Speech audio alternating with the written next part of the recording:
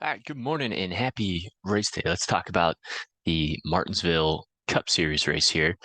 Getting the video out a little bit later than wanted to. Just been crazy weekend traveling again, trying to buy a house hunting. So just a lot of, other priorities outside of the NASCAR DFS world that's been kind of pulling me away. But nonetheless, we are back and we are going to break down the slate for you. So Martinsville is a short flat track.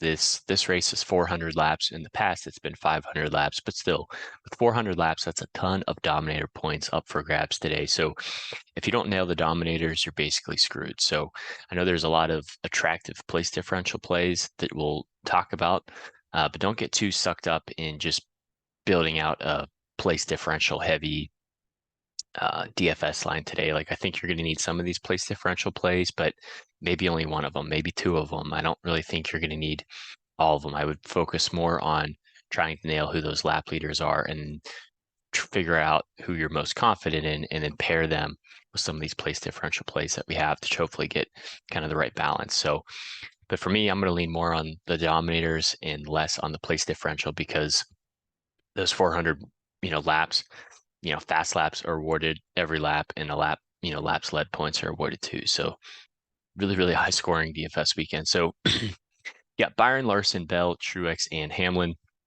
For me, my favorite play is going to be William Byron. Super fast across the board in practice times. We've seen how fast Hendrick has been completely just dominating on these short flat tracks. I mean, it's pretty much been the Byron and Larson show on these short flat tracks, and practice times are basically going to suggest the same thing. So I think Byron's the most expensive driver for a reason. Starts eighth, gives you some place differential. I don't think he should be a contender today. Larson's interesting. I'm not sure, what people are going to do with Larson. He kind of starts mid-pack. His practice times are also still very good, but Byron's probably going to get to the lead or should get to the lead, before Larson does.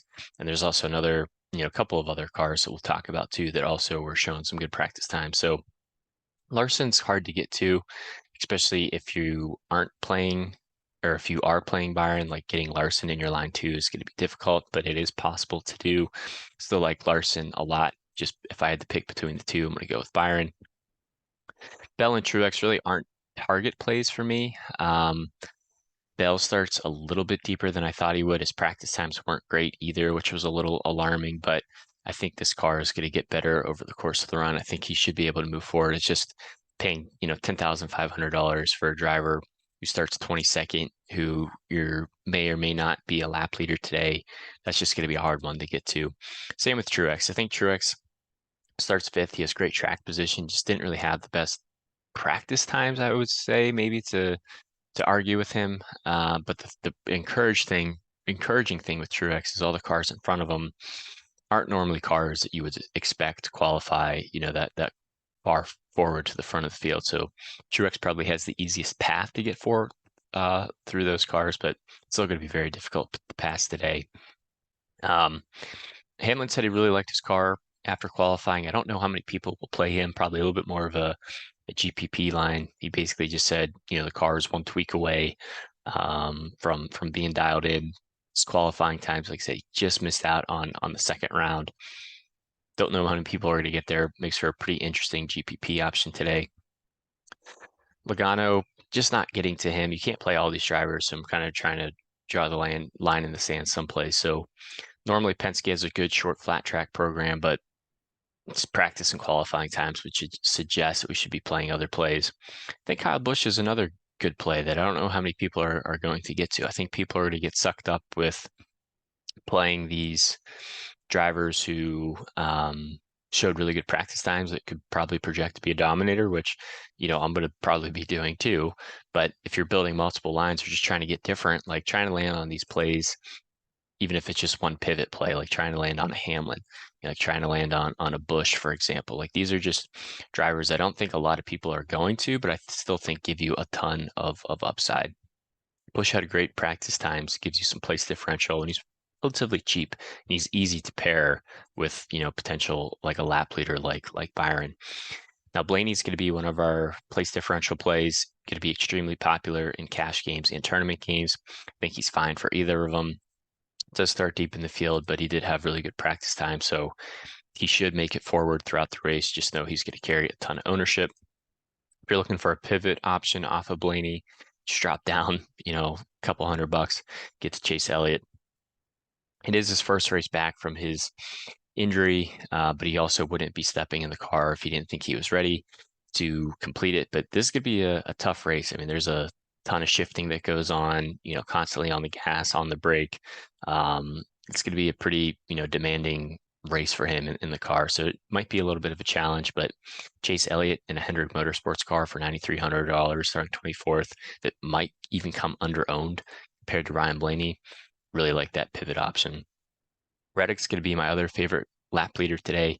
Reddick and Byron are the two dominators that I want to really build around. And that's basically just based off of practice time. So,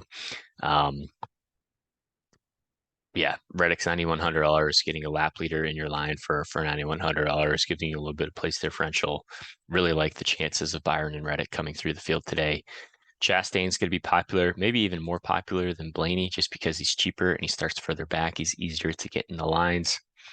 He should be a good play. Briscoe, again, he didn't have the best practice times. He did qualify well. I just don't know. I don't know what the chances of him really getting out in front and leading laps are. Like, I think it's only a matter of time before, Byron takes over, Reddick takes over, Larson takes over, Harvick takes over. Like, there's some good cars in the field. It's just going to take them some time to move through the field. Really like Harvick as like a third lap leader, just based off of his practice times and his price. So it's really easy to get Byron in a line, Reddick in a line, Harvick in a line. Like, if you start your line with those three drivers, it gives you a ton of salary, and then you can still get some place differential options and a couple other value and punt plays. So those are the three drivers I feel the most confident in leading laps. And then if I can't get all three of them, I'm gonna probably try to get some combination of two of them, or maybe just one of them, and pairing with some of the other, plays that we're talking about that might be a little bit lower owned, like the Hamlins in the bushes of the slate. Bowman, pretty cheap, $2,300, Hendrick Motorsports car. You can make the same argument for Chase Elliott. You can't afford Chase Elliott. You're basically getting the same, type of play with Alex Bowman, for cheaper, starting right next to him. So really like Bowman if you can't get to Elliott. I think Bowman will definitely carry less ownership than Elliott and Blaney today. Suarez is going to be my favorite lap leader of like the top four cars. You have, who do you got? You got Priest, Suarez, Almirola, and Briscoe there. So I'm going to lean on Suarez. I don't know how other people are going to attack these front four drivers. It's a front four we don't normally see. Just kind of interesting the way the qualifying played out. But hey, if I can get Suarez in there to lead me some laps in stage one. He also had, top five, top six car, looked like, based off of his practice times. Even if he leads some laps and just finishes inside like the top 8 for me, it might be a good way for him to hit value. But because of that, like, I think your focus should be more, kind of on these lap leaders and place differential plays.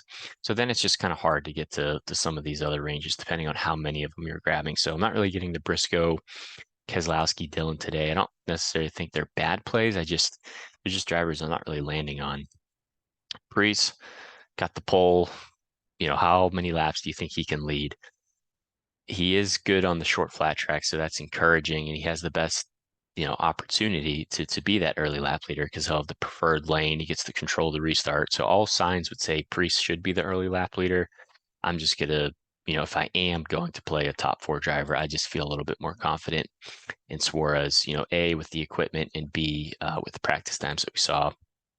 Almirola's fine too. He starts third, so probably will have the inside, preferred lane right under Suarez. So maybe Almirola quickly, gets under Suarez and gets into second. Maybe Priest slips up and then Almirola takes the lead. Like, these are the different scenarios that I try to play out in my head as far as narratives go. And then if I'm building multiple lines, I'm like, all right, I have my 5 drivers. I'm going to play, my 6 drivers could be Almirola. And then if I can afford it, my next line, my 6th driver, instead of Almirola, I'm going to play Priest. And then the same thing, if I can't get to, or if I want to make the other pivot, instead of playing Almirola or Priest, I'm going to play the same 5 drivers and I'm going to plug Suarez in. Like, that's the way that I like to build when I do multiple lines, like just trying to find the drivers. Excuse me.